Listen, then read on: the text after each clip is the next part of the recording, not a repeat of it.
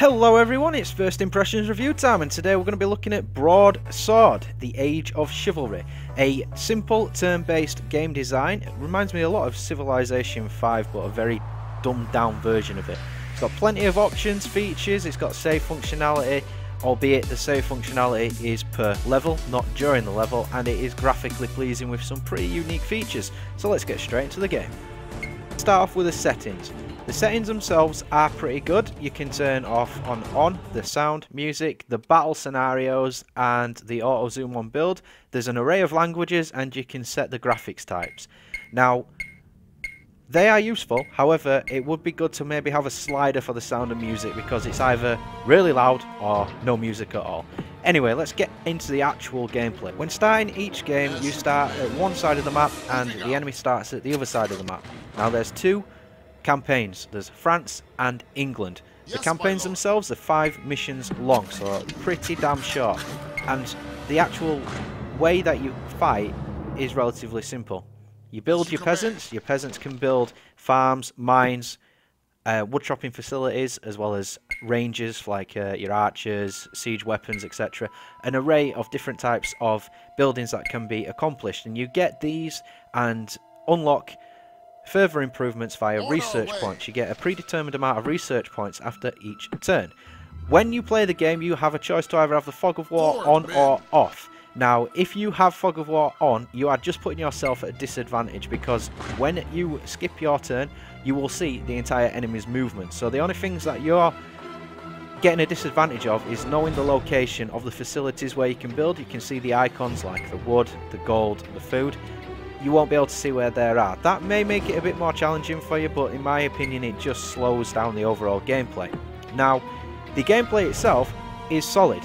One of the things that I do like is how nice it is in terms of moving and building your characters. It's a very simple system. You can use your WASD keys to find troops that you haven't assigned anything to yet. When you move a unit across to attack, it's very simple. You have the blue hexes, that's how far you can go. Red hexes is the outside the boundary where you cannot get past.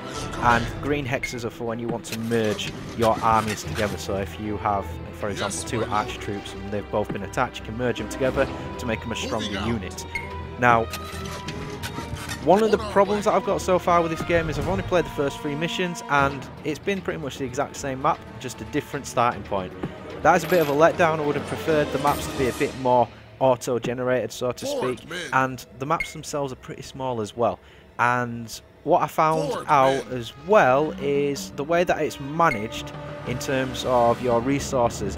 If you want to build a massive army, you're kind of limited to it because you need to stock up on food. But to stock up on food, you need to find the farms, and then you need to research the farms to expand.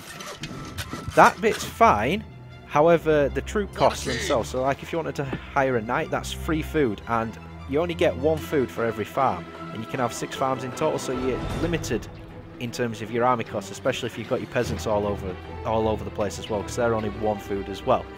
Now, another criticism I've got about the game is when you go to research, if you select a hero power, you get a pop-up on the screen saying you need 10 points. Now, I think this might be a bug in the actual game. It might be something the developer may want to have a look at, but as soon as you select it, it just keeps coming up every single time. You need 10 points to do this, you need 10 points to do this, you need 10 points to do this, but it only happens when you select a hero power, which is the bottom one. The top one is for your buildings. In terms of building progression as well, you don't really get too far into it. This is me reattempting a mission after I tried building everything. Now, what I've done here is because the map is so small, is I've kind of isolated the enemy. And this is kind of a very quick way to complete the game as well. The game could probably take around 2-3 hours, or a single mission could take that long. It depends how you want to progress on it. You're too close to the enemy.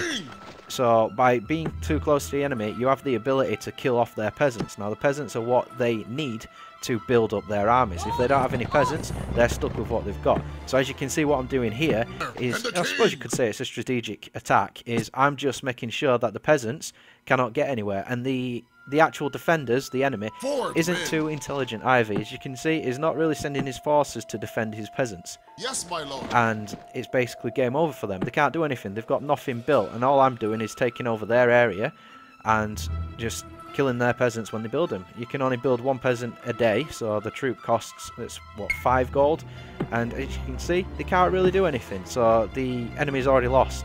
It's just inevitable in terms of how long it does it. Now they eventually come because they've got no other choice, and as you can see, one of the key things in this game is making sure your hero stays alive. If your hero dies, it is game over. I got a bit cocky on this one. I thought, right, screw it, I'm going to send in my entire army. We're going to take full control of this. The game was in the bag. However, the guy focused solely on my champion, and unfortunately for me, my champion died. And because there's no save functionality in the actual game itself, I had to start the whole mission over again.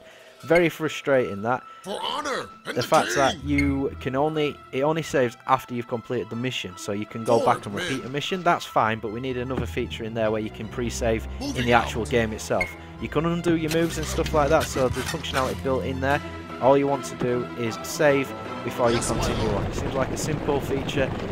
Out of everything else that this game has got in terms of its features, I would have expected that as well. The game itself, the cinematics on the actual fights as well, they were quite fun, but they got boring very fast, so I just ended up turning those off. You can't really do anything, it's just a scene where you watch 2 armies just collide against each other and attack each other, but it's the same thing, just different armies depending on what you've built. So far the game is intriguing, it's a bit simple, but I am enjoying it. Stay tuned for the full review.